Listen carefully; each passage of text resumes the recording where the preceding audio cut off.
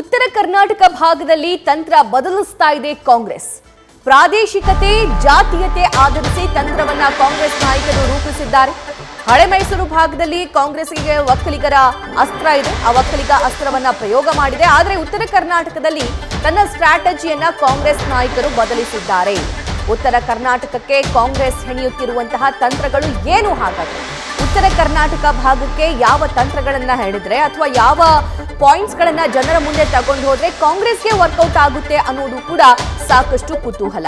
ಹಳೆ ಮೈಸೂರು ಭಾಗ ಅಂತಂದ್ರೆ ಒಕ್ಕಲಿಗರ ಭದ್ರಕೋಟೆ, ಅದು ಡೆಫಿನೆಟ್ಲಿ ಅಲ್ಲಿ ಒಕ್ಕಲಿಗರ ಕಾರ್ಡ್ ಪ್ಲೇ ಮಾಡಬೇಕಾಗುತ್ತೆ.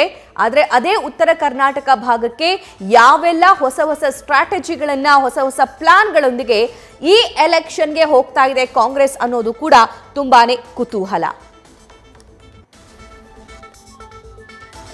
ಹಾಗಾದ್ರೆ ಹಳೆ ಮೈಸೂರು ಭಾಗಕ್ಕೆ ಒಂದು, ಉತ್ತರ ಕರ್ನಾಟಕ ಭಾಗಕ್ಕೆ ಪ್ರತ್ಯೇಕ ಸ್ಟ್ರಾಟಜಿಯನ್ನ ಈ ಕಾಂಗ್ರೆಸ್ ನಾಯಕರು ರಚಿಸಿದ್ದಾರೆ. ಉತ್ತರ ಕರ್ನಾಟಕಕ್ಕೆ ಪ್ರತ್ಯೇಕ ತಂತ್ರ ಹೆಣಿತಾ ಇದ್ದಾರೆ ಕಾಂಗ್ರೆಸ್ನ ನಾಯಕರು. ಹಳೆ ಮೈಸೂರು ಭಾಗದಲ್ಲಿ ಡೆಫಿನೆಟ್ಲಿ ಒಕ್ಕಲಿಗರ ಅಸ್ತ್ರವನ್ನ ಪ್ರಯೋಗ ಮಾಡಲಾಗಿದೆ. ಆದರೆ ಉತ್ತರ ಕರ್ನಾಟಕದಲ್ಲಿ ನಿರ್ಣಾಯಕ ಸಮುದಾಯಗಳೇ ಬೇರೆ ಇವೆ. ಪ್ರಬಲ ಲಿಂಗಾಯತ ಸಮುದಾಯ ಮತ್ತು ಹಿಂದುಳಿದ ವರ್ಗಗಳೇ ಅಲ್ಲಿ ನಿರ್ಣಾಯಕ ಪಾತ್ರವನ್ನ ವಹಿಸ್ತವೆ. ಸೊ ಈ ಮತಗಳನ್ನ ಸೆಳೆಯೋದಕ್ಕೆ ಕಾಂಗ್ರೆಸ್ನಿಂದ ರಣನೀತಿ ಕೂಡ ಹೊಸದಾಗಿ ರೆಡಿಯಾಗಿದೆ. ಅದು ಲೋಕಸಭಾ ಎಲೆಕ್ಷನ್ನೇ ಆಗಿರಬಹುದು ಅಥವಾ ವಿಧಾನಸಭಾ ಎಲೆಕ್ಷನ್ನೇ ಆಗಿರಬಹುದು. ಈ ಭಾಗದಲ್ಲಿ ಒಂದು ತಂತ್ರ, ಆ ಭಾಗದಲ್ಲಿ ಒಂದು ತಂತ್ರವನ್ನ ಬಳಕೆ ಮಾಡಲಾಗುತ್ತೆ. ಹಿಂದುಳಿದ ವರ್ಗಕ್ಕೆ ಕಾಂಗ್ರೆಸ್ನ ಕೊಡುಗೆಗಳ ಬಗ್ಗೆ ಪ್ರಸ್ತಾಪಿಸಬಹುದಾಗಿದೆ. ಅದರ ಜೊತೆಗೆ ಲಿಂಗಾಯತ ಮತದಾರರನ್ನೂ ಕೂಡ ಸೆಳೆಯೋದಕ್ಕೆ ಪ್ರತ್ಯೇಕವಾಗಿರುವಂತಹ ತಂತ್ರವನ್ನ ರೂಪಿಸಲಾಗಿದೆ.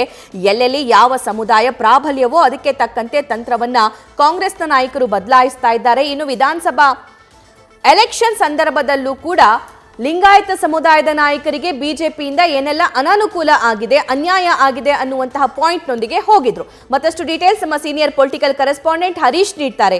ಹರೀಶ್, ಉತ್ತರ ಕರ್ನಾಟಕಕ್ಕೆ ಪ್ರತ್ಯೇಕ ತಂತ್ರವನ್ನ ರೂಪಿಸಿದ್ದಾರಲ್ಲ, ಏನು ಉದ್ದೇಶ ಹಾಗಾದ್ರೆ? ಇದು ವರ್ಕೌಟ್ ಆಗುತ್ತಾ? ಸಭಾ ಬಹಳ ಮುಖ್ಯವಾಗಿರುವಂತದ್ದು ಆಯಾ ಪ್ರಾದೇಶಿಕತೆ, ಜಾತೀಯತೆಯನ್ನ ಆಧರಿಸಿಕೊಂಡು ಈಗ ಕಾಂಗ್ರೆಸ್ ನಾಯಕರು ಪ್ರತಿತಂತ್ರವನ್ನ ರೂಪಿಸ್ತಾ ಇರುವಂತದ್ದು. ಒಂದು, ಹಳೆ ಮೈಸೂರು ಭಾಗದಲ್ಲಿ ಮೊದಲ ಹಂತದ ಚುನಾವಣೆ 14 ಕ್ಷೇತ್ರಗಳಲ್ಲಿ ನಾಳೆ ನಡೆಯುತ್ತೆ.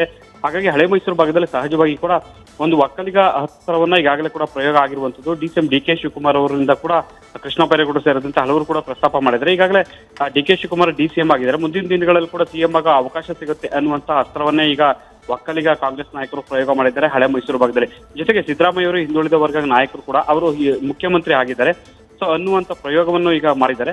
ಸೊ ಮುಖ್ಯವಾಗಿ ಉತ್ತರ ಕರ್ನಾಟಕ ಭಾಗದಲ್ಲಿ ಕೂಡ ಅಲ್ಲಿ ಜಾತೀಯತೆಯನ್ನು ಆಧರಿಸಿಕೊಂಡು ಅಲ್ಲೂ ಕೂಡ ತಂತ್ರವನ್ನು ರೂಪಿಸ್ತಾ ಇದ್ದಾರೆ ಅನ್ನುವಂಥ ಮಾತುಗಳು ಕೇಳಿ ಬರ್ತಾ ಇದ್ದಾವೆ. ಅಲ್ಲಿ ಲಿಂಗಾಯತ ಸಮುದಾಯವೇ ಹೆಚ್ಚಿನ ಸಂಖ್ಯೆಯಲ್ಲಿ ಇರುವಂತದ್ದು.